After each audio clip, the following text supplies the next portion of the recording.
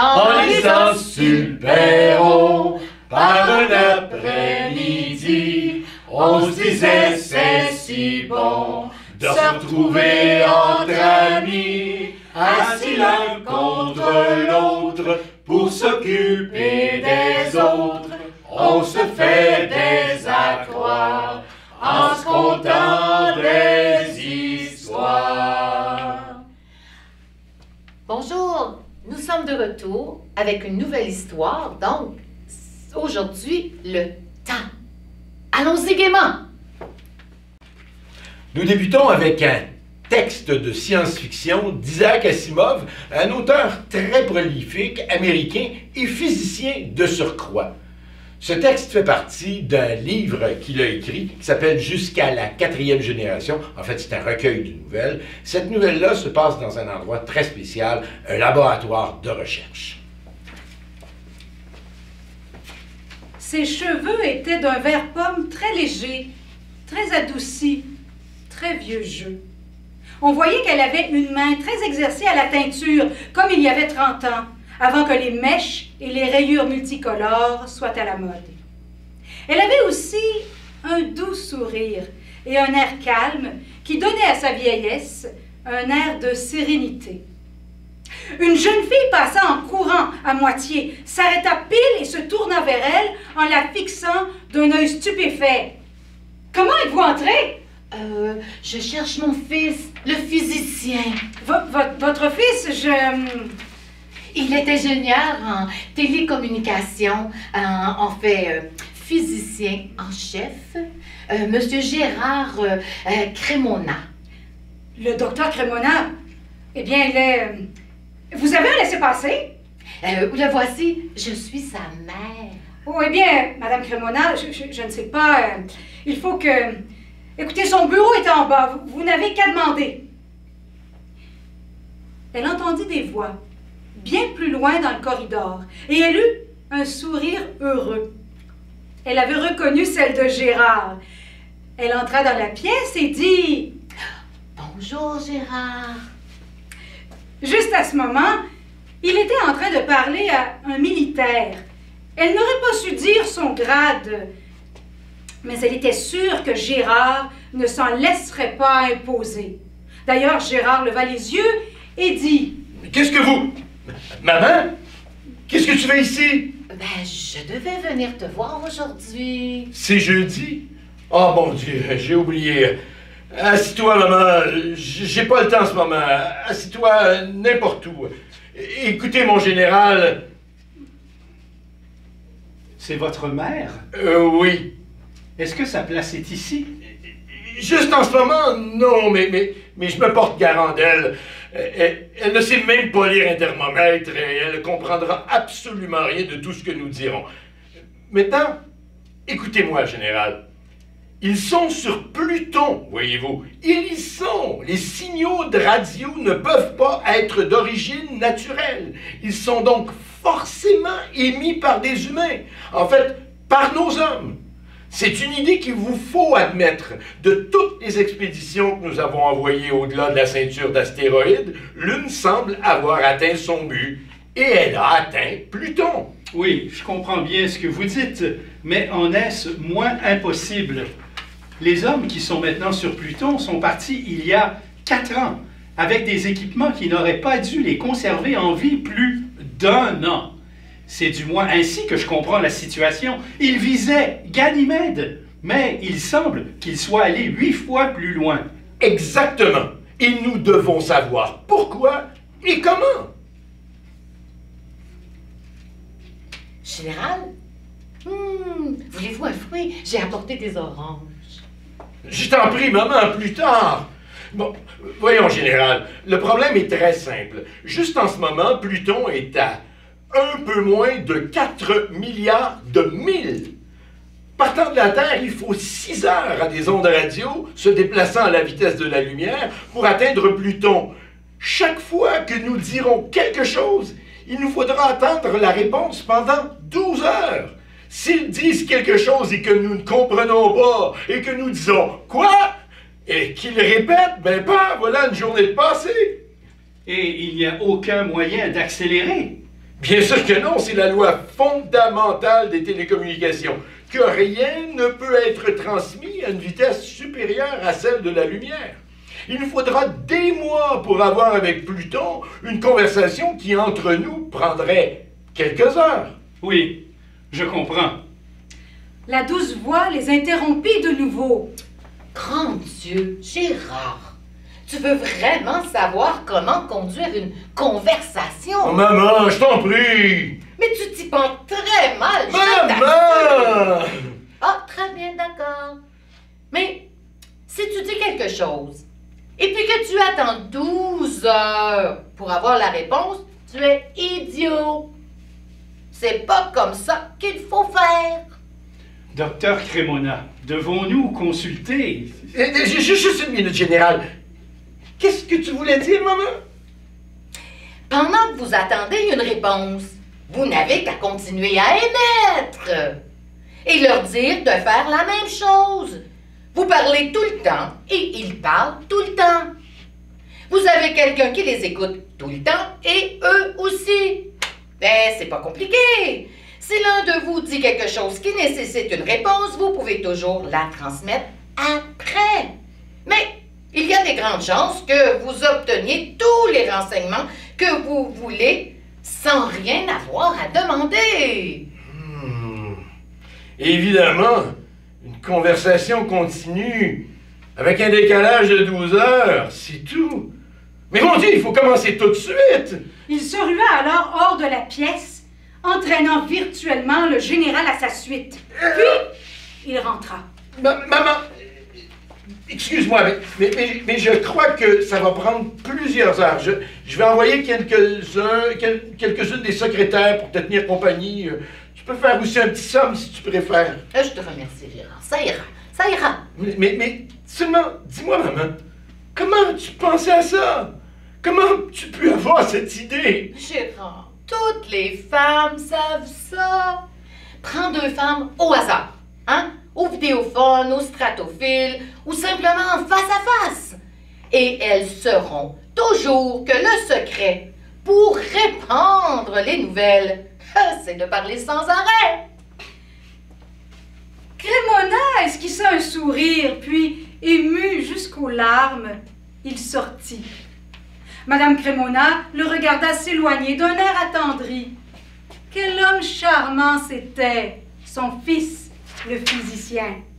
Grand et fort comme il était, important comme il l'était, il n'avait pas oublié qu'un fils doit toujours écouter sa mère.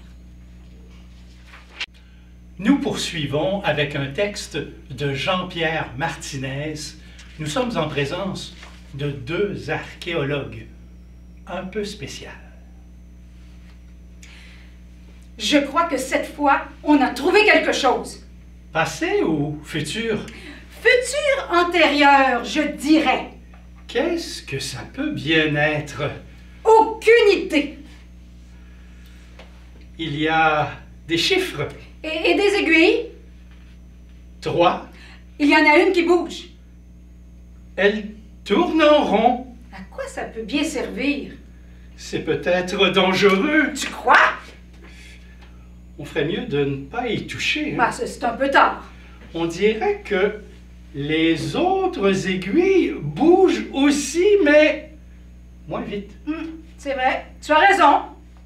C'est peut-être un jeu, Bon, c'est pas très marrant.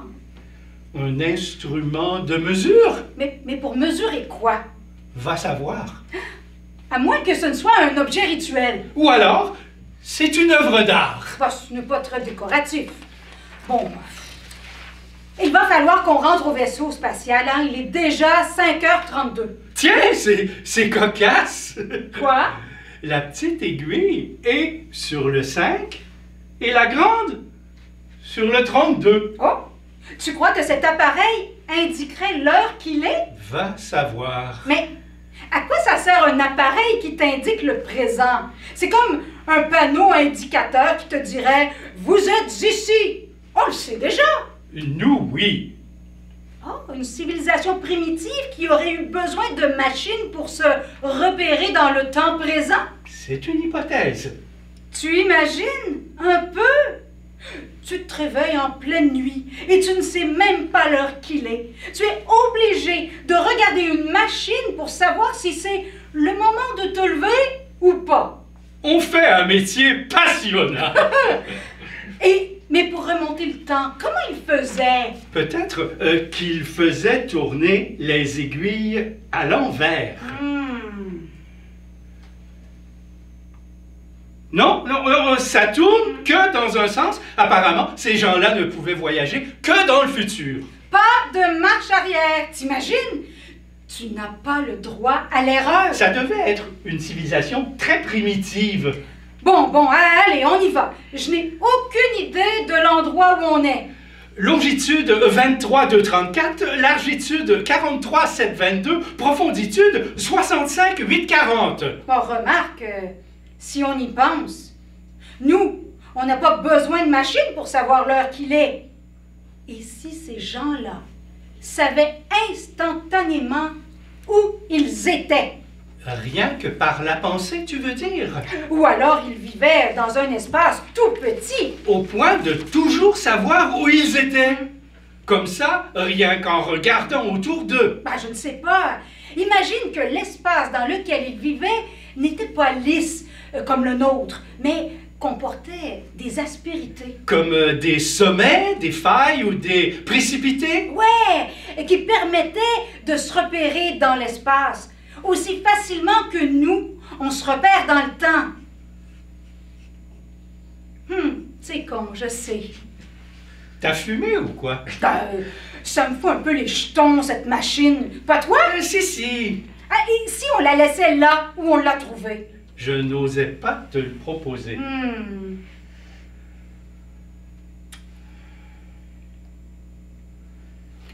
Ouais, avant qu'on prenne de mauvaises habitudes.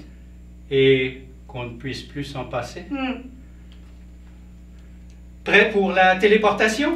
Ça baigne! Tu sais que t'as de l'imagination, toi! Tu aurais dû faire philosophe au lieu d'archéologue du temps.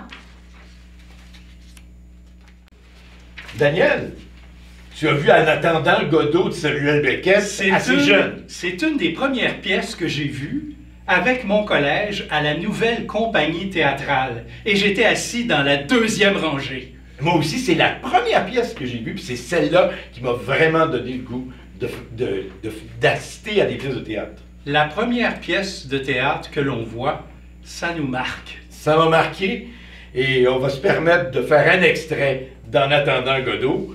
Dans cet extrait, au départ, tu feras Estragon, je ferai Vladimir, et au moment où on commence, je pense que tu dors. Allons-y avec Beckett. Allons-y avec Beckett. Je dormais. Pourquoi tu me laisses jamais dormir? Je me sentais seul. J'ai fait un rêve. Ne le raconte pas. Je rêvais que... Ne le raconte pas. Celui-ci te suffit. Tu n'es pas gentil, Didi. À qui veux-tu que je raconte mes cauchemars privés sinon à toi? Qui reste privé. Tu sais que je supporte pas. Il y a des moments où je me demande si on ferait pas mieux de se quitter. Tu n'irais pas loin. Ce serait là en effet un grave inconvénient. N'est-ce pas, Didi, que ce serait là un grave inconvénient? Étant donné la beauté du chemin et la bonté des voyageurs.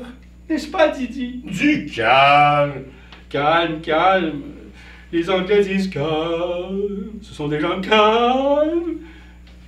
Tu connais l'histoire de l'Anglais au bordel? Oui. Raconte-la moi. Assez. Un Anglais s'étant enivré se rend au bordel. La sous-maîtresse lui demande s'il désire une blonde, une brune ou une rousse. Assez. Tu voulais me parler? Tu avais quelque chose à me dire. Dis, Didi. Je n'ai rien à te dire. Tu es fâché. Pardon. Voyons, Didi, donne ta main. Embrasse-moi. Ah, tu pues l'ail. C'est pour les reins. On attend. Oui, mais en attendant... Si on se pendait... Ça serait un moyen pour bander. On bande. Avec tout ce qui s'ensuit, là où ça tombe, il pousse des mandragores. C'est pour qu'elles crient quand on les arrache. Tu savais pas? Pendons-nous tout de suite. À une branche. On peut toujours essayer. J'essaie. Après toi. Mais non, toi d'abord. Pourquoi? Ben, tu pèses moins lourd que moi. Justement. Ben, je comprends pas. Mais réfléchis un peu, voyons. Je comprends pas. Je vais t'expliquer. La branche. La branche! Mais essaie donc de comprendre. Je compte plus que sur toi.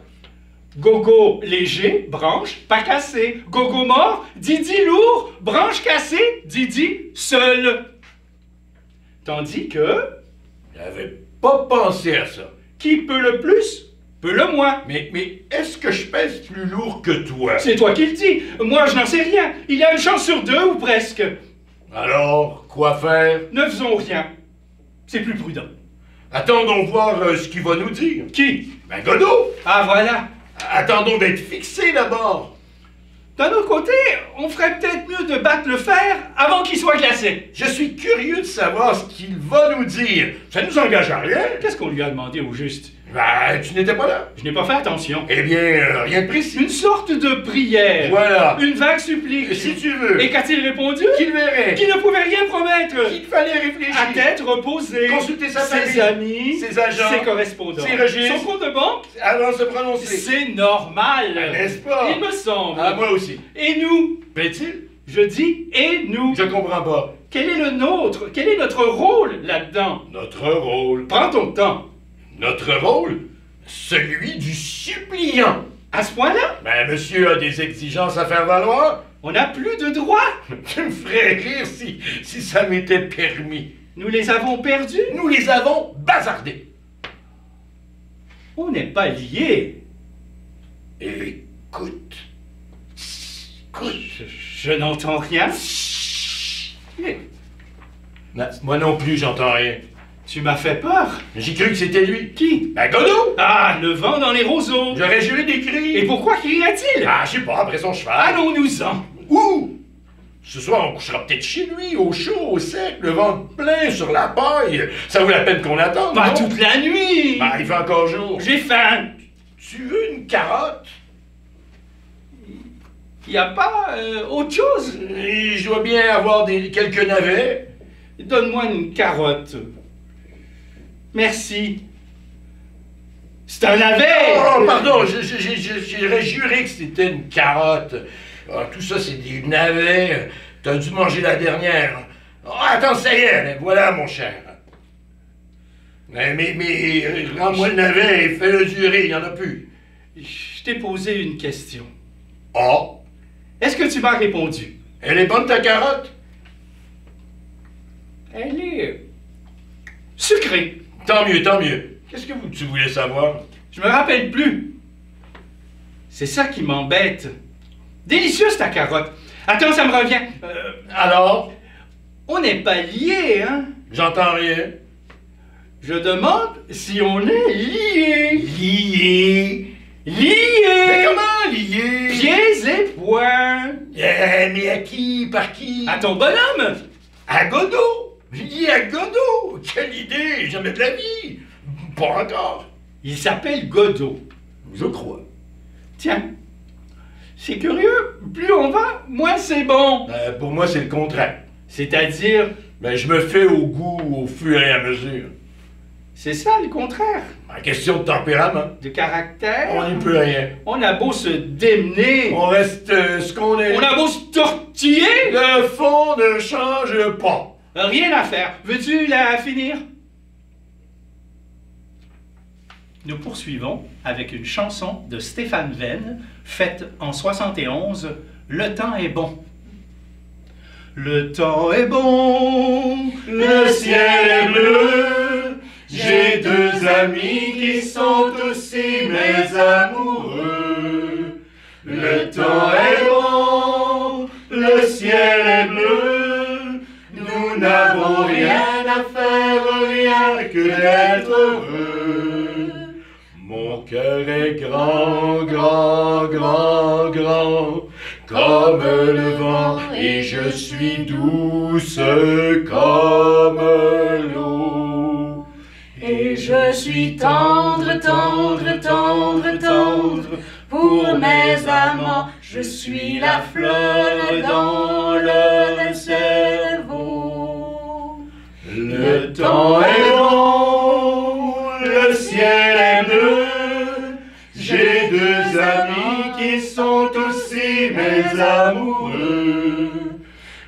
temps est bon, le ciel est bleu, nous n'avons rien à faire, rien que d'être heureux. Vous connaissez sans doute Michel Tremblay, un auteur québécois très prolifique, et vous connaissez probablement un de ses personnages fétiches, Albertine. Vous connaissez peut-être Albertine en 5 temps. Aujourd'hui, on retrouve dans une autre pièce de Michel Tremblay, qui s'appelle Le passé antérieur, Albertine. Albertine, jeune femme, toute pomponnée, là, comme si elle sortait, et elle est accompagnée, on la voit avec sa mère Victoire, dans une discussion un peu conflictuelle. Donc, imaginez-vous, on est à Montréal, 1930, et on est dans un appartement au sous-sol d'un vieil appartement dans le Vieux-Montréal, en fait, et on retrouve notre belle Albertine et Victoire. Qu'est-ce que tu fais tout habillé en dimanche comme ça, toi? Ben quoi, j'ai bien le droit de m'habiller propre quand ça me tente, non? Ben, pas un jeudi, hein? On se créerait le dimanche devant être Pâques avant la grand-messe. Mais c'est vrai que toi, la grand-messe, hein? Bon, je t'ai jamais vu habillé comme ça un jeudi soir. Excepté... Ah, c'est ça! C'est le soir d'Alex! Puis vous, ce que vous faites avec votre chapeau sur la tête là, pour aller chercher du charbon? Ben, on sait jamais qui c'est qu'on peut rencontrer, ma petite fille! Dans la cave! Vous mettez votre petit maudit chapeau de paille noire même pour aller chercher du charbon dans le fond de la cave. Ça m'est arrivé de rencontrer du monde, tu sauras. Du monde? Quelle sorte de monde? Ceux qui louent des appartements ici sont plus pauvres que nous autres.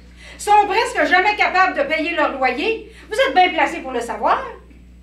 C'est pas parce qu'on est concierge dans le fond du bas de la ville qu'on n'a pas sa dignité, ma petite fille. C'est pas vous qui êtes concierge, c'est papa. Pis, c'est pas un chapeau de paille qui va vous redonner votre dignité, même noire.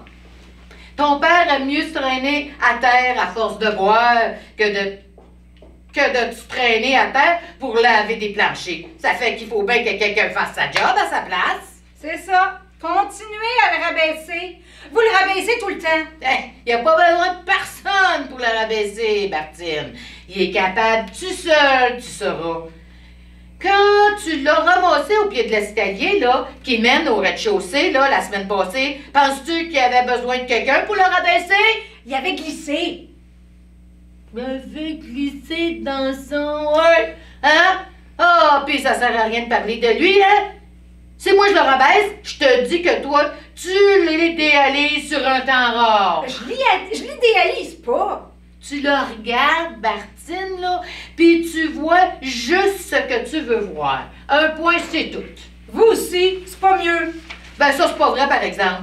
Hein? Si tu savais comment j'aimerais ça, le voir autre chose quand que je vois. Voir quoi? Hein? Je sais pas. Voir ce qu'il me montrait quand il me fréquentait. Ben, ça fait 20 ans que vous êtes mariés. C'est ça que je te dis. Ça fait 20 ans que l'homme que j'ai marié a disparu, ma petite fille. L'homme que j'ai marié a duré 6 mois. Hein? L'autre, je l'endure depuis 20 ans. Le jour et la lutte. Des promesses avant, la détresse après. Le seul homme que j'avais embrassé avant, il avait jamais goûté la bière. Fis-toi sur moi, jamais. Il goûtait le fort dans le temps des fêtes, mais le reste de l'année, il goûtait la campagne. Ouais, on n'a jamais su qui c'était d'ailleurs dans le temps. Puis vous le saurez jamais. Gabriel, lui, il dit qu'il sait c'est qui. Oh, Gabriel en sait pas plus que les autres. Gabriel, il dit que c'est celui-là qui est son vrai père. Oh, Gabriel a droit à ses opinions. Ben, y a-tu raison, mon frère le plus vieux? C'est-tu ça, votre grand amour mystérieux? C'est-tu lui son père? On le connaît-tu? Il vit-tu encore? Ça fait 10 ans que tu poses ces questions-là. Tu penses quand même pas que je dois te répondre à soir? Ah, je me les pose depuis que je me suis rendu compte que Gabriel avait 10 ans quand vous avez marié notre père. Moi, Édouard puis Madeleine, on a l'âge, mais Gabriel, lui... Pourquoi tu ressors ça à soir, là, toi, donc, là? Mais c'est vous qui avez parlé d'un cavalier mystérieux. Ben, excuse-moi, là, puis oublie que je t'en ai parlé, OK? Je vais aller porter le sciau de charbon, là, dans la cuisine. Ah, pas de danger que tu m'aides, hein? Habillé de même, certainement pas. Ah, t'as toujours une raison. Hein? Pas toujours une bonne, mais t'as toujours une raison. Qu'est-ce que vous m'aviez promis, ton frère, ta sœur, puis toi, quand votre père a accepté ce job-là, puis qu'on savait tout très bien qu'il la ferait jamais? Hein? Parce que t'es pas digne de lui, de ce qu'il pense de lui, de pour qui il se prend. Hein? Quand j'arrive du restaurant, j'ai pas envie de me sacrer à genoux dans les escaliers pour les laver ou bien de sortir le vinaigre pour frotter les vitres de l'entrée. C'est pas difficile à comprendre, il me semble. Je suis pas une bonne personne, maman. Vous le savez. J'aime pas ça, rendre service. Je suis pas une bonne personne. Vous avez décidé ça depuis des années, puis il n'y a rien que je peux faire pour vous faire changer d'idée. J'ai hérité du côté poète de papa. Toi, poète? Hey, fais-moi pas rire. Ben quoi? Ah, je t'imagine pas pantoute réciter des poèmes à la lune quand t'es pleine, puis passer tes soirées, le nez plongé dans les œuvres complètes de Victor Hugo en 12 volumes. Tu veux ressembler à ton père, Bartine? Hein? Ça, on le sait. Tu veux trop y ressembler. Justement, tu n'y arriveras jamais. T'es en adoration devant lui. Tu voudrais être comme lui, sans dessine puis lunatique, mais t'as rien de lui. Ah oui, peut-être. Tiens. Ouais, t'es paresseuse comme lui, hein? Tu as une ressemblance, c'est celle-là. Je suis pas paresseuse. Je vous demande bien pardon. Je me désarme 10 heures par jour à servir des spaghettis meatballs à une gang de tout nus qui me laisse un beau 5 cents de type quand je suis chanceuse. J'appelle pas ça être paresseuse, moi. Ben, parce qu'il y a un salaire au bout, là. Ben, certain. Ben, pour le reste, t'es paresseuse comme lui. Puis ratoureuse comme lui. Hein? Quand t'as pas envie de faire quelque chose qu'on vient te demander, tu viens fine, hein? Avec ton frère puis ta sœur. La première chose qu'on sait, c'est un des deux autres qui est en train exprès de faire ta job. Je sais pas comment tu fais, mais tu réussis toujours. Hein? Comme ton père. C'est pas de la paresse, ça. Ben, vous voyez que j'y ressemble plus que vous pensez. Tu m'exaspères. Ah, vous me le dites 10 fois par jour, depuis que je suis venue au monde. Nous poursuivons avec une chanson de Charles Aznavour, La Bohème. Je vous parle d'un temps que les moins de 20 ans ne peuvent pas connaître. Montmartre en ce temps-là accrochait ses lilas jusque sous nos fenêtres. Et si l'humble garni qui nous servait de nid ne payait pas de mine, c'est là qu'on s'est connus, moi qui criais famine et toi qui posais nu. La bohème, ça voulait dire on est heureux. La bohème, nous ne mangions qu'un jour sur deux. Eh bien, Yves, nous allons poursuivre ensemble avec un texte merveilleux de Gilles Vigneault. Moi, c'est un texte que je ne connaissais pas avant d'en prendre connaissance il y a peu de temps. Oui, c'est un recueil de nouvelles de Gilles Vigneault qui s'appelle Le temps de lire. Cet extrait-là s'appelle, enfin, cette nouvelle-là s'appelle Paul-Émile. Alors, Paul-Émile, ça va être moi. Puis toi, ben, tu vas faire, je pense que c'est à peu près Gilles Vigneault. Il y a des années de ça, un beau matin, j'arrive chez Paul-Émile. Salut! Paul-Émile. Salut! Il est bien à sac à matin, je me dis, puis je regarde autour de moi les haches, les coins, les scies à chaîne, le gars d'Anda, les gants, les grosses bottes. Qu'est-ce qui se passe ici à matin, veux-tu bien me dire? Comment? C'est pas clair? J'osais pas comprendre. Il faut dire que Paul-Émile avait depuis toujours à côté de sa maison un pin immense, énorme, qui avait peut-être 2 ou 3 siècles. Pas un autre arbre à 100 pas à la ronde. Paul-Émile, tu veux pas dire que c'est lui? Dis-moi que je me trompe, j'ai mal compris. As-tu bien réfléchi? Non, non, t'as bien compris. C'est lui. Je le coupe. C'est tout réfléchi. Ça fait 10 ans que j'y pense. J'ai peut-être compris, mais je comprends pas. Oh, tu comprends pas. Ben, j'ai pas le temps de t'expliquer, moi. J'ai de l'ouvrage. Je le coupe, puis pas plus tard que tout de suite. Ça fait que... Wow, là, restons calmes. Ça fait 10 ans que tu y penses. On peut prendre 10 secondes pour en parler? Entendu. Qu'est-ce que tu comprends pas? Je comprends pas que tu veuilles couper un arbre qui t'a rien fait. Qui a peut-être fait beaucoup pour toi, puis qui a peut-être été planté par ton arrière-grand-père. Et quand ben même qui aurait été planté par Jacques Cartier en personne, je le coupe. Vois-tu? Je vois pas. Ben, ouvre-toi les yeux. Je les ai ouverts, mais je vois pas. Ben, ça veut dire que t'es aveugle. Tu vois donc pas que je vois rien. Les ancêtres, quand ils plantent un arbre de même caché dans le fond de leur siècle, ils le plantent à côté de leur maison. À côté. Tu comprends? Mais l'arbre, lui, quand il est rendu gros de même, puis large de même, puis haut comme ça, ben, il est plus à côté de la maison. Il est dans la maison. Regardez!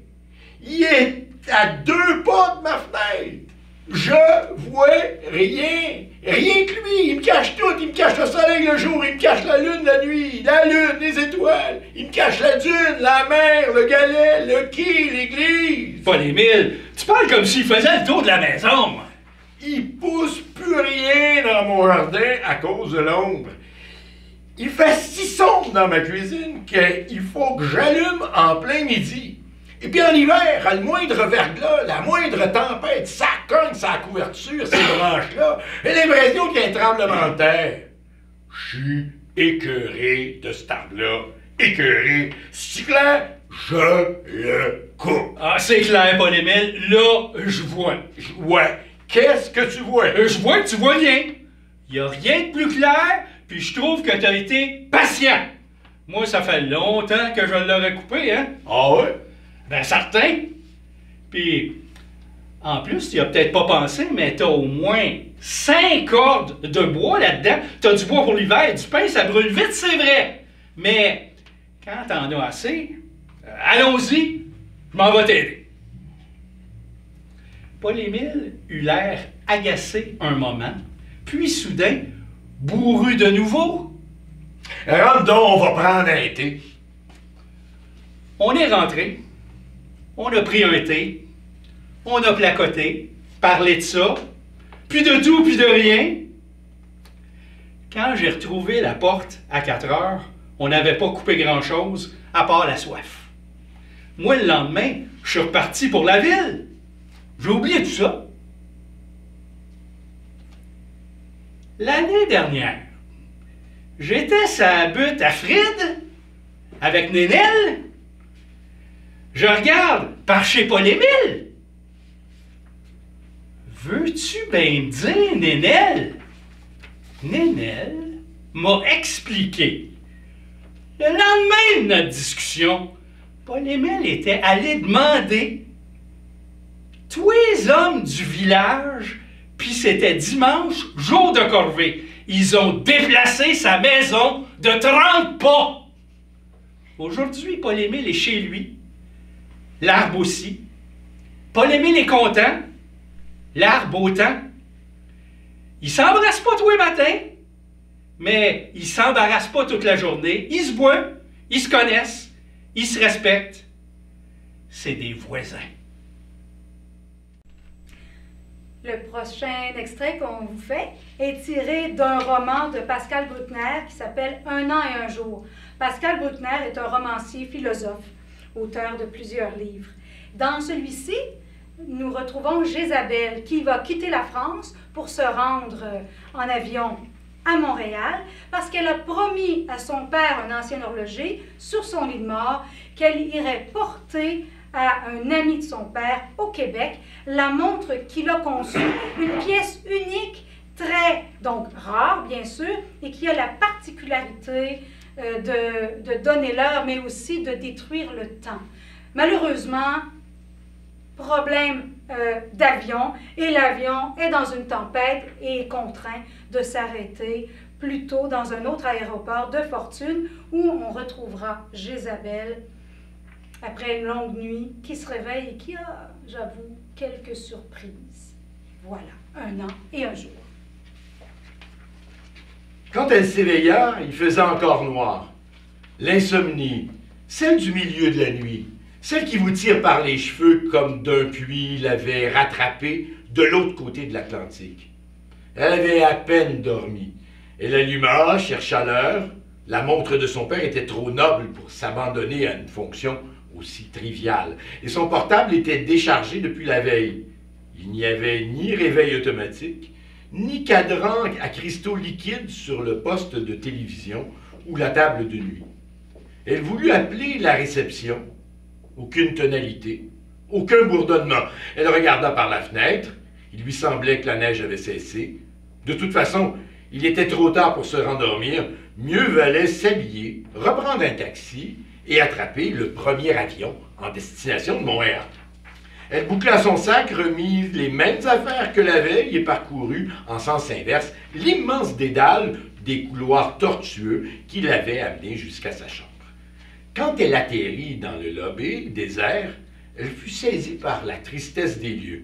Comment un hôtel situé loin de tout pouvait-il attirer des clients? La réception était vide, comme la veille. Elle agita la même petite cloche dorée. Une dame entre 2 âges, aux grosses lunettes en forme de cœur, sortit enfin d'une porte dérobée, s'approcha en bâillant, l'air réprobateur. Je voudrais partir et régler ma note. À cette heure-ci? Pourquoi? Il est quelle heure? 3 heures du matin. Quoi? Elle lui montra la grosse horloge de l'autre côté de la salle.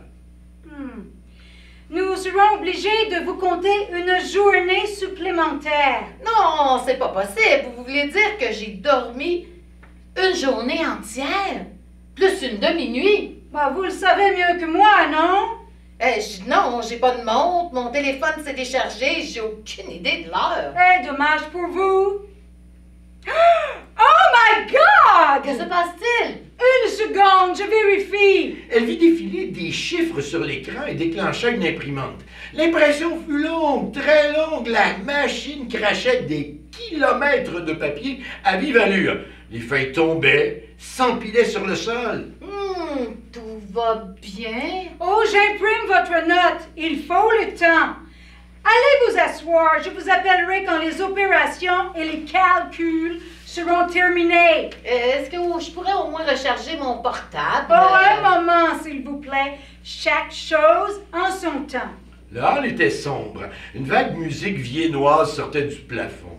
Jézabel alla servir un café au lait à un distributeur automatique, une boisson étrange au goût de pain de mie et de maïs.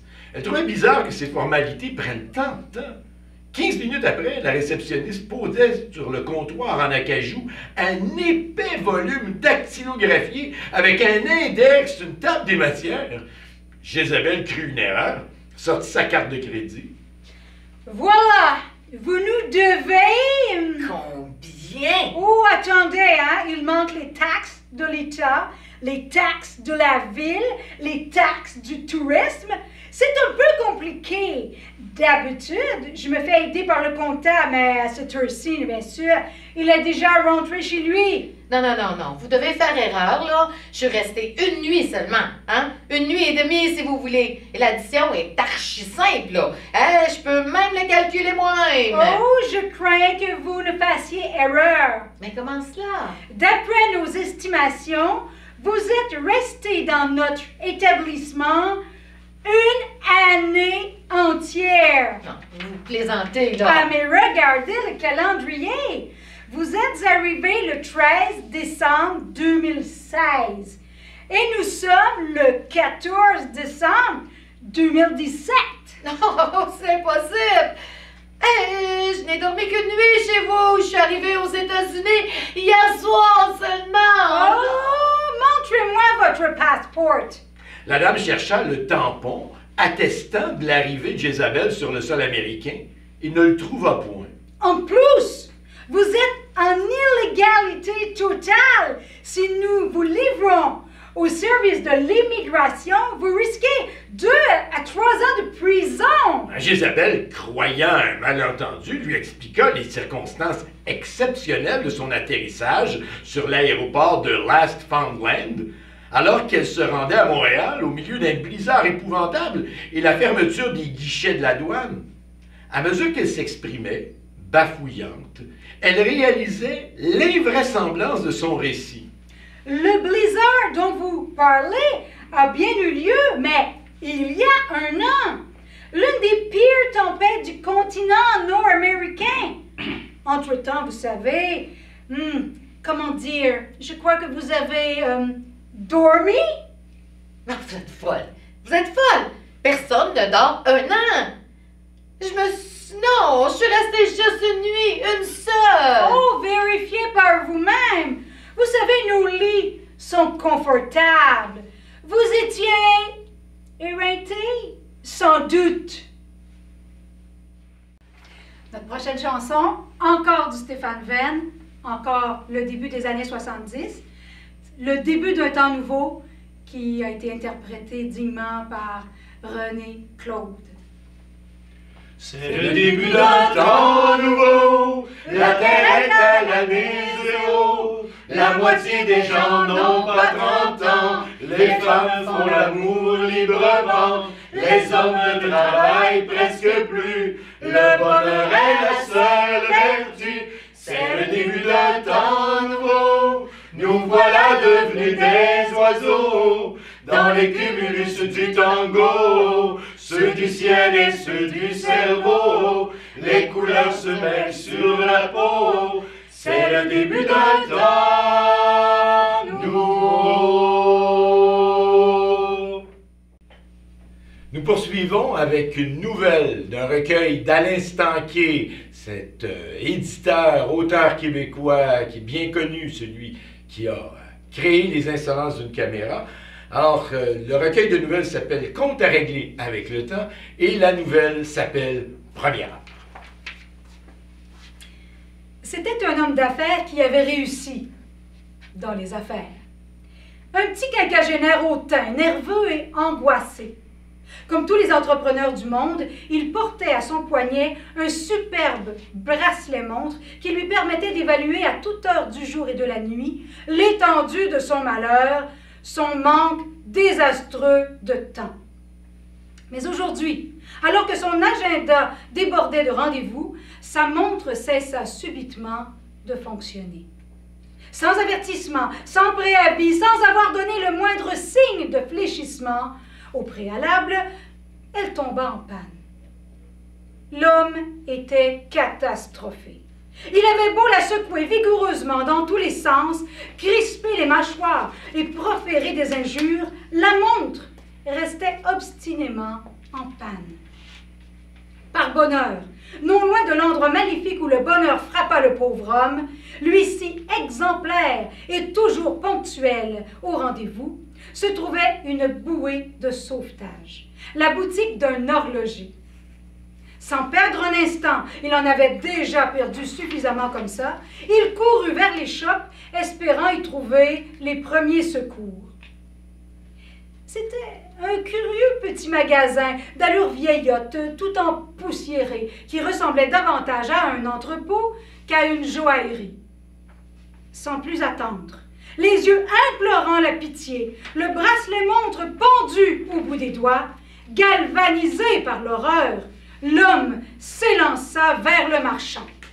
Monsieur, ma montre, vite, vite! Votre montre? Mais qu'est-ce qu'elle a, votre montre? Mais ce qu'elle a, ma montre, mais vous ne voyez pas qu'elle est arrêtée, là, la regardez vous-même. Et vous souhaiteriez sans doute que je la répare. Ben, c'est ça, extrêmement pressé, urgence, rendez-vous d'affaires important, crucial. Le malheur, c'est que, normalement, en plus de me donner l'heure, elle me donne tous les numéros de téléphone et toutes les adresses. C'est une montre, carnet d'adresses. Une montre incarnée d'adresses? Alors, vous tombez mal, je suis désolé. Je saisis la portée du malheur qui vous frappe, mais je suis obligé de vous informer qu'ici, On ne répare pas les montres. Comment? Vous êtes horloger, vous ne réparez pas les montres. Vous avez tort, vous perdez sûrement beaucoup d'argent. Simple curiosité. Pourriez-vous me dire pourquoi vous ne réparez pas les montres?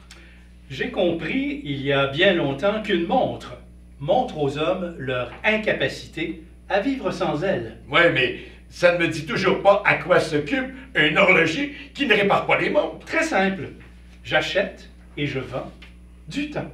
Vous achetez et vous vendez du temps, dites-vous. Ai-je bien entendu? C'est une plaisanterie, j'espère. Pas vraiment. En supposant que vous soyez sérieux, pouvez-vous me dire comment ça fonctionne exactement? Vous êtes sûrement un familier des banques. Et comment? J'y passais plus clair de mon temps. J'avais justement un rendez-vous à ma banque ce matin, mais à cause de ce contretemps, je vais sûrement le rater. Eh bien, ici, nous procédons comme dans une banque. Les privilégiés, ceux qui jugent avoir trop de temps, mettent leur excédent, moyennant rémunération bien sûr, à la disposition de ceux qui en manquent. Alors, vous seriez vendeur ou acheteur? Moi, vendre du temps, mais vous y passez pas. Du temps, moi j'en manque. Si c'était possible, je serais plutôt acheteur. Le temps, c'est de l'argent. Tout le monde le sait. Si je pouvais avoir plus de temps, si je pouvais en acheter, il y aurait plus d'argent, logique. Si je peux me permettre d'être indiscret, pourquoi l'argent est-il si important pour vous? Parce que sans argent, on n'est rien dans la vie. Être pauvre, c'est la pire des calamités. D'ailleurs, je l'ai remarqué, les pauvres naissent vieux. Par contre, les riches, eux, ne vivent peut-être pas jeunes longtemps. Qu'en faites-vous précisément de votre temps? Ah, vous pouvez être assuré que je l'utilise au maximum. Efficacité avant tout, c'est le mot-clé. La règle d'or en affaires. Je mange en regardant la télé, j'ai un portable et je ne m'abreuve pas. Je fais mes appels au voleur de ma voiture entre deux rendez-vous. Le matin, je lis le journal en prenant mon café. Je suis équipé de tous les ordinateurs dernier cri que vous pouvez imaginer. J'ai des logiciels à planifier, des machines à calculer, une série de précieux outils qui me font épargner un temps fou. Je dispose de puissants magnétoscopes qui regardent la télévision à ma place. Des appareils qui répondent au téléphone pour moi. Des appels qui me permettent de changer mes canaux à distance sans que j'aie à me déplacer. J'ai un système automatique qui ouvre et ferme mes rideaux. Je touche jamais plus aux interrupteurs. Ça prend trop de temps, d'ailleurs, c'est dépassé. Les lampes s'allument toutes seules dès que j'entre dans une chambre. On n'a pas idée combien de temps on perd à ces tâches inutiles qui rongent le temps. Tenez, si je vous disais que depuis belle lurette déjà, je ne sors plus mes poubelles. Je possède une machine qui les broie, les compacte. Toutes ces petites secondes additionnelles, les unes aux autres, font des minutes, les minutes font des heures, et à la fin, les heures font des jours, et des jours, des économies de temps, donc de l'argent. J'ai la prétention de croire que je suis efficace. En tout cas, on peut dire que je suis un homme d'affaires à la page. Attention, une page, ça se tourne. Tiens, j'ai même sorti la culture de mon salon pour m'instruire dorénavant. Je lis dans les toilettes. Ça remplace les laxatifs. Pourtant, je comprends pas. Même avec toutes ces innovations, je manque toujours de temps. Nous poursuivons avec une chanson de Michel Fugain, créée en 69. Je n'aurai pas le temps. Chantez avec nous. Je n'aurai pas le temps, pas le temps, même en courant, plus vite que le vent, plus vite que le temps, même en volant, je n'aurai pas le temps, pas le temps de visiter toute l'immensité d'un si grand univers, même en 100 ans, je n'aurai pas le temps de tout faire. J'ouvre à tout grand mon cœur, j'aime de tous mes yeux, c'est trop peu pour tant de cœurs et tant de fleurs, des milliers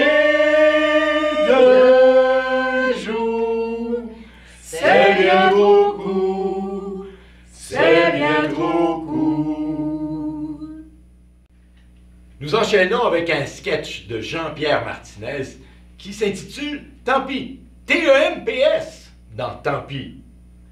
C'est l'histoire d'un homme, d'une femme.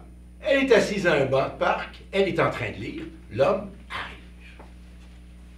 arrive. Excusez-moi de vous importuner, mais Oui? je me demandais si vous accepteriez de me donner l'heure, s'il vous plaît. Oh, ben désolé, mais ma montre s'est arrêtée. Ah, La pile, sans doute. c'est ennuyeux. Oui. Ah, bon, je vais pas vous déranger plus longtemps. Mhm. Oh, vous pourriez peut-être quand même me dire quelle heure il était quand votre montre s'est arrêtée. Ben oui, pourquoi pas? Ça me donnerait déjà une idée. Une idée. Une idée de l'heure qu'il est maintenant. Ah oui. Par exemple, je sais pas, moi, si votre montre s'est arrêtée à 3h28, je saurais déjà qu'il est plus de 3h28. Ah ben oui, ma montre s'est arrêtée à 3h30. Ah, merci infiniment, ça me donne déjà une indication. Je sais maintenant avec certitude qu'il est plus de 3h30. Oui. Encore une fois, pardon de vous avoir dérangé. Oh, pas de quoi. Vous êtes sûr que votre montre est bien arrêtée au moins? Ah ben oui, quand même. Ah, excusez-moi, mais comment pouvez-vous en être absolument certaine? Ben, je sais pas. Parfois, il arrive qu'on ait l'impression que le temps ne passe pas très vite, ou même pas du tout, momentanément en tout cas. Ouais, c'est vrai, mais... Mais quand on s'ennuie, par exemple, Ah oui. on regarde sa montre, on a l'impression qu'elle est arrêtée, alors qu'en fait, vous êtes beaucoup ennuyé en attendant? En entendant quoi? Je sais pas, je me permettrai pas de vous demander ce que vous attendez ou qui. Ah, pas spécialement, mais j'ai mon bouquin, là. Alors, je suis désolé pour vous, mais dans ce cas, je crains fort que votre montre soit vraiment en panne. Ah oui, ça fait une bonne demi-heure qu'elle indique 3h30. Je crois qu'il n'y a aucun doute là-dessus. Attendez, vous dites une demi-heure? À peu près, oui. Et comment savez-vous? J'ai eu le temps de lire 3 chapitres de mon livre. Dans ce cas, si votre montre s'est arrêtée sur 3h30, il y a de ça une demi-heure, ça veut dire qu'il y a à peu près 4 heures maintenant. Ah ben oui, pas loin, sans doute. Et vous savez d'expérience que ça vous prend exactement 10 minutes pour lire un chapitre? Pas exactement, mais ça dépend de la longueur des chapitres, là. Et vu l'épaisseur de votre livre, je suppose que ceux-ci doivent être sensiblement plus longs que la moyenne. Bon, oui, peut-être. Donc, il pourrait très bien un peu plus de 4 heures. Ah, certainement pas. Non? Mais qu'est-ce qui vous permet d'affirmer ça? Eh bien, j'ai rendez-vous avec quelqu'un, en effet, à 4 heures précises, justement, là. Je vois, mais votre rendez-vous pourrait être en retard. Ah, je ne crois pas, non. Et pourquoi ça? C'est un premier rendez-vous. Un homme n'arrive jamais en retard à un premier rendez-vous, n'est-ce pas? En général. En général, une femme n'arrive jamais en avance non plus à un rendez-vous, surtout le premier. Ah oui? Pourquoi cela? Pour pas avoir l'air complètement désespéré, j'imagine. Oui, bien sûr.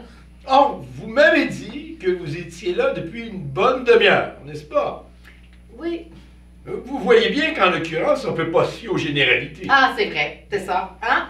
Et pourquoi est-ce que vous avez tant besoin vous-même de savoir l'heure qu'il est? J'ai rendez-vous à 4 heures, moi aussi. Et comme je suis quelqu'un de très ponctuel... Vous savez, quand on est très ponctuel, vaut mieux avoir une montre, non? Mais j'en ai une! Elle est en panne, elle aussi? Non, enfin, je crois pas. Alors pourquoi vous me demandez, vous, l'heure? Pour vérifier que ma montre n'était pas arrêtée, justement, comme la vôtre. Bon, alors, vous allez pouvoir me dire quelle heure il est. Parfaitement.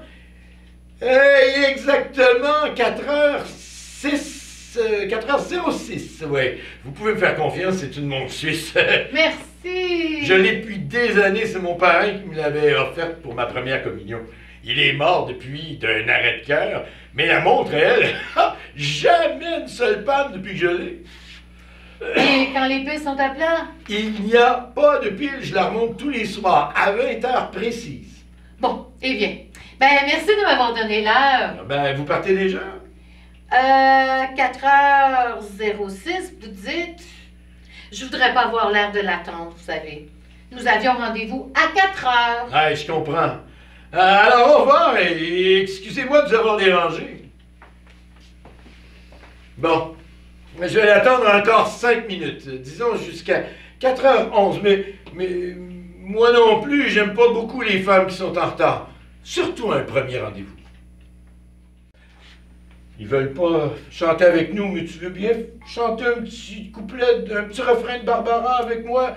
Dis qu'on reviendra dessus? Oui, je Ouais. peux chanter avec toi. Alors, allons-y.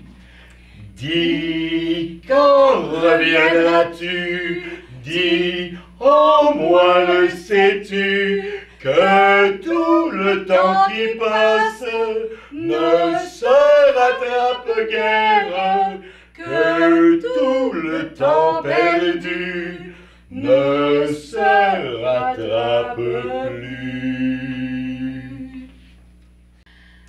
Le temps d'une paix de Pierre Gauvreau. Alors, nous allons vous faire 2 extraits dans lesquels Mémère Bouchard sera jouée par Linda. Rosanna sera jouée par Francine. Tantôt, nous allons vous faire un 2e extrait et à ce moment-là, Joseph Arthur, qui est joué par Yves, se joindra à l'action. Je vous situe la première scène. Rosanna est inquiète du comportement de son fils Lionel. Il rentre tard, il découche même parfois. Elle en parle à Mémère Bouchard. Elle vient tout juste d'enfermer Ticoune dans sa chambre parce qu'il l'a surprise en train de s'envoyer en l'air avec Joseph Arthur dans le petit bois.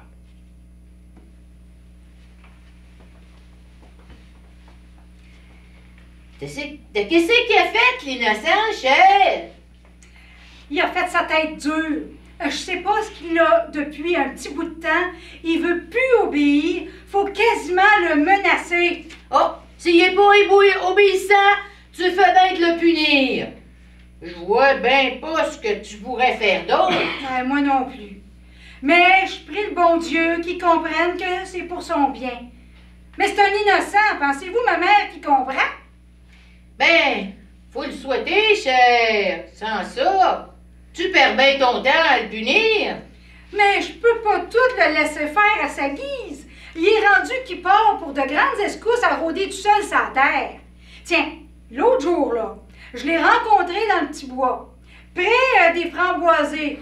Au rat, vous savez bien, là, hein? Ah, je sais où c'est, cher. Il y a des ours par là. Rapport aux framboises puis aux murs. Vous voyez bien, ma mère, que j'ai pas tort de vouloir garder Ticoune au rat à la maison.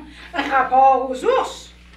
Un bois où il y a des ours, c'est pas une place pour un innocent, comme de raison. Ah ben, je me sens soulagée d'entendre vos paroles, ma mère. Vous parlez toujours bien sagement. Merci bien, ma fille. Puis toi? Quoi, moi?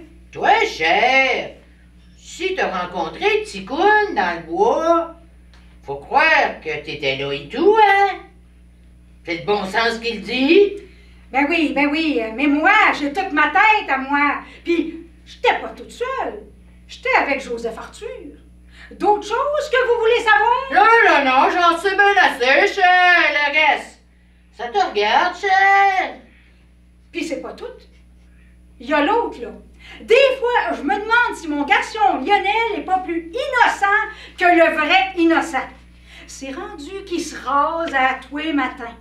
Il va faire rire de lui au village. Puis, il se met de l'eau d'odeur, si c'est pas risible, pour aller travailler dans un garage. Il doit savoir faire une petite blonde, là. Tu vas pas l'enfermer dans sa chambre? Fais comme si je n'avais rien dit, OK? Non, excusez-moi, ma mère, là. Je voulais pas vous offenser. Mais, je voudrais vous demander, par rapport à Lionel, là, vous êtes toujours de bons conseils, ma mère, hein? Rosanna, hein? Ton garçon, il a toujours jeunessé un petit brin, hein? Bon, une veillée par en haut, une veillée par en bas. Mais, jamais rien de sérieux, vrai?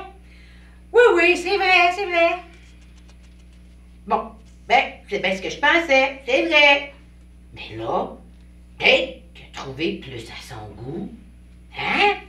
Puis, c'est pas à ton désavantage, ma fille, que Lionel se trouve une femme dans la paroisse. C'est bien mieux que si c'était une étrange qui reste l'autre bord du fleuve, ou ben donc dans les îles, ou ben donc à Québec. Me suis-tu, chère? Oui, ma mère, je vous suis. Je suppose que c'est naturel.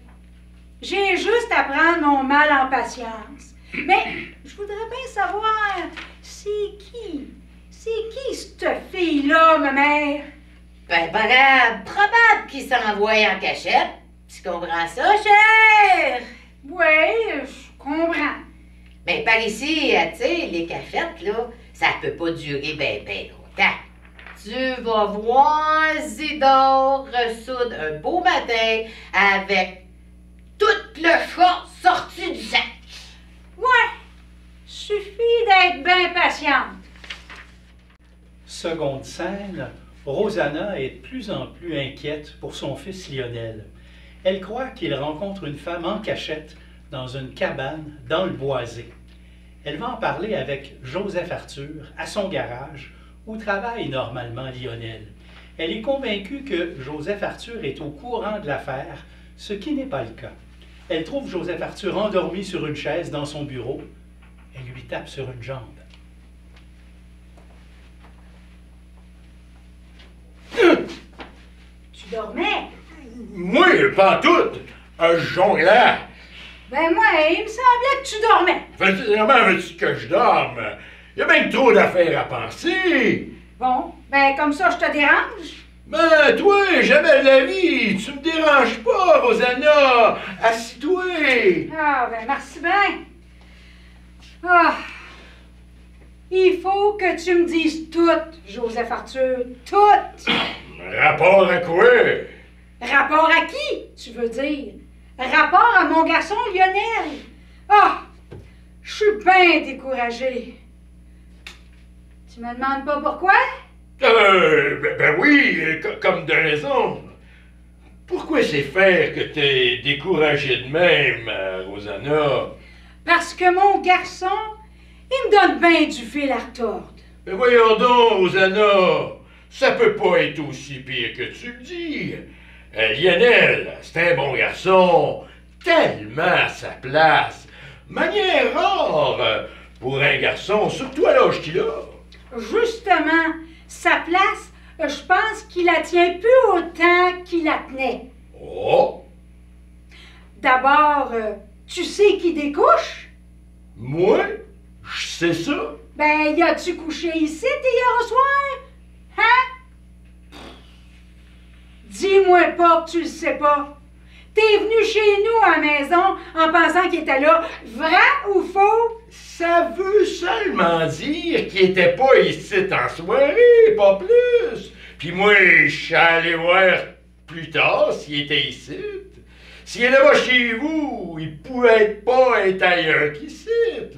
On s'en sort pas. Tu penses pas? Ouais, ça a bien du bon sens. À première vue. Mais à bien y penser, il aurait pu être ailleurs, à une troisième place. De quoi c'est que t'en penses? Veux-tu parler d'une jeunesse qui serait allée voir dans d'autres rangs? Ou ben donc au village voisin? Bon, tu vas pas t'énerver avec ça, Rosanna. Lionel, il est en âge de jeunesser. Puis de temps à autre, il va veiller chez ceux qui ont de la belle jeunesse à placer. C'est naturel. Moi, à son âge, je sortais bien plus que lui. Oh, que Lionel en fasse moins que toi, Joseph Arthur, ça sécurise certainement pas le cœur d'une pauvre mère, ça. Parce que moins que toi, Joseph Arthur, ça peut vouloir dire pas mal trop, tu sauras. Oh ben là, Rosanna, c'est à mon tour d'être découragé. Lionel, il est en âge de sortir avec des créatures. Puis, il y aurait lieu de s'inquiéter si les filles le laissaient frette. Là, on pourrait se poser toutes sortes de questions. Mais c'est pas le cas. Ça fait que, au lieu de faire du mauvais sang, tu devrais remercier le bon Dieu d'avoir un garçon en santé. Puis, là, je dis cordeau un brin avant qu'il rue dans le bacu. Ce que tu peux pas enlever à ton garçon, t'es bien mieux d'y donner avant qu'il soit trop tard. Ouais, mais c'est qui? C'est qui? Tu la connais? La créature, la jeunesse que ton garçon fréquenterait, à ton dire. Non, je la connais pas. Si jeunesse il y a, parce que là, c'est juste des peut-être bien. Ah ben, pas pour moi. Et puis, je peux pas en dire plus. Il y aurait pas des nouvelles personnes dans la paroisse dont j'aurais pas entendu parler que moi, là? Nouvelle personne? Pas que je sache, non, mais... Puis tu sais qu'il y a peu de choses que je sais pas, moi. Pourquoi tu demandes ça? C'est privé. En tout cas, Joseph Arthur, la voix, moi, j'irai pas par quatre chemins. Si jamais tu me caches des choses par rapport à mon garçon Lionel, ben, viens plus jamais chez nous. Puis essaye plus de me faire des finesses. As-tu bien compris? Hey, si tu parlais plus clairement, plus ouvertement, je pourrais peut-être t'aider. Mais là, tu me parles en parabole la plupart du temps. Ben, prends-le comme c'est dit. Je peux pas en dire plus. Et puis là, pour soulager ta peine, ben, je m'en vais m'en aller. Mais voyons, Rosanna, sois raisonnable. Je peux pas. Une pauvre femme est bien malheureuse quand t'es mère d'un garçon. Tu pourrais pas comprendre. Après le temps d'une paix, voici maintenant le temps d'une dinde. C'est le temps d'une dinde, swing la baguette pendant des attaques. Encore de la dinde, la donne est dinde du jour de l'an. Oui, je le reste sur l'estomac longtemps.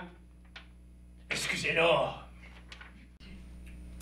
Alors, c'est tout pour aujourd'hui. Je vous remercie de nous avoir accompagnés dans le temps.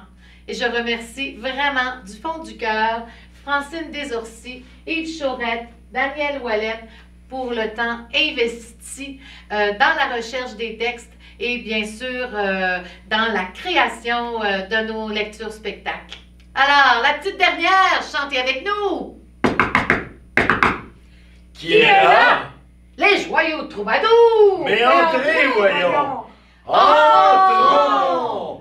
Durant toute la semaine, les joyeux troubadours ont confiance en leurs veines et rigolent toujours. Ce sont des philosophes, au lieu de s'affoler devant une catastrophe, se mettent à répéter, ne jamais croire toutes les histoires.